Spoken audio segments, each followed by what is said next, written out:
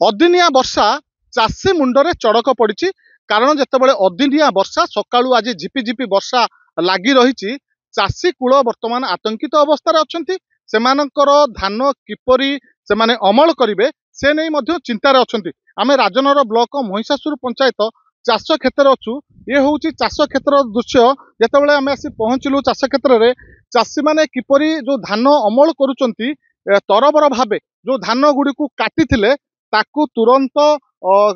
किपरि सुरक्षित रखिपारे से नहीं चाषी बर्तमान तत्पर देखते। सीधा सड़क आम चाषी मान सहित आलोचना करवा। आज्ञा कौन कहे सकाळू झिपिझिपि वर्षा लगी रही ये वर्षा हवा फल धानर कौन क्षति हम केते बिल आप चाष करते केते काटिले जहाँ कटा तार अवस्था कौन रही धान बिल 5 एकर कर 2 एकर खंड कटा है आउ ये 2 एकर गुटे टेकिकी सब गदा कर वर्षा हेले ओदा हेले सब गजा आम ताको आय करमु किमी गाड़ी ठीक ट्रैक्टर भी पशना आम उपाय ना आउ जो 2 एकर ठिया है वर्षा हेले माड़ खिया हो जाए पवन माड़ खाई आग सब कबिरा हो जाए वर्षा हेले से सब छेड़ी गली पड़े आम आय कला भाया देखा जाऊनी खरज बारज कर चाष करथनु फिर ताकू दमु कौठ आनी आम बंचीमु केमी पिला छुआ पाठ पढ़े केमी खाइमु कौन जो बिल धान काटी ना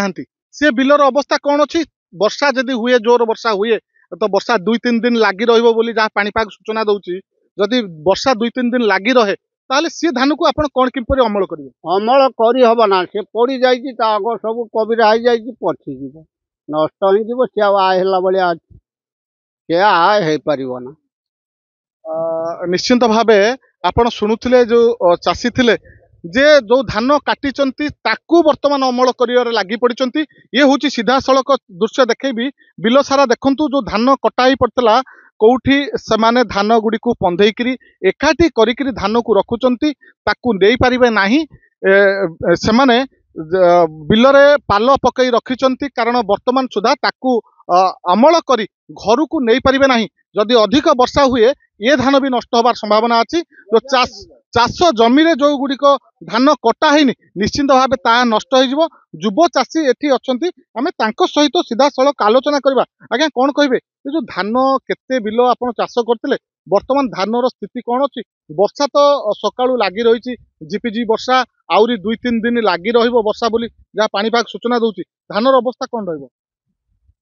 फास्ट तो बात्या जो होता बात्या होता ता देहरे तो किसी धान नष्ट होता एबे जो धान जो अच्छी कि आम भाविलु कौन जी जहाँ रहा से भी नहीं घर को जीवु ये तापूर्व कौन होना एबे वर्षारू धान जो सब किसी खराब हो जो भी आम काटिनु जो धान भी अच्छी न काटिचु वर्षा की पवन हेले धान पड़ीज तले पड़ सारा धान जो धान पड़ो तले से गजा हो धान को आउ भी घर को आय भी करहबनी जो धार करज करी ना लोन करी चाष पुणी जो आशा रखी धान अमल करेंगे वर्षकर दाना आपण खाइबे आउ लोन सुझे घर वर्षक सारा परिवार प्रतिपोषण करेंगे ये जो वर्षा निश्चिंत भाव केते क्षति कर बहुत आग थर तो जो बात्या होता से तो बहुत क्षति करके जाइए भी सेमती कौन देखा सका भी सेमती वर्षा ही चली जो धान भी आम काटी ये लोक सब डाकिकी उठा उठी आम करुचु तापर जो लोन करज जो आम करूँ ये धान एमती जदि खराब हो जाए एबे आउ कौन करूँ धान कहीं लगुनि कि घर को आम नहीं पारू बोली धान कहीं वर्षा तो सका हो सारी ना झिपिरी झिपिरी पकाउची वर्षा निश्चिंत भाव सकाळू जो वर्षा लगी रही निश्चिंत भाव एमाने अमल करी घर को नबा अवस्था नहांती सीधा सड़क चित्र देखी ये हूँ धान बिलर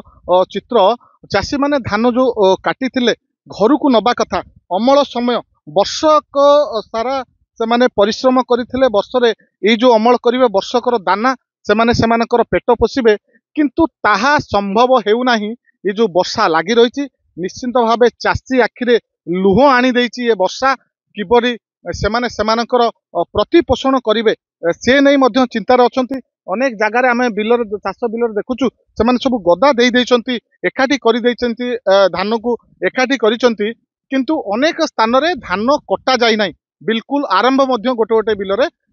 धान कटा आरंभ होई नाही से धान गुड़िक जो पड़ जाइछि जदि वर्षा हुए धान सब गजा ही नष्ट हो तेणुकरी चाषी कूल वर्तमान चिंतार अछंती ए नहीं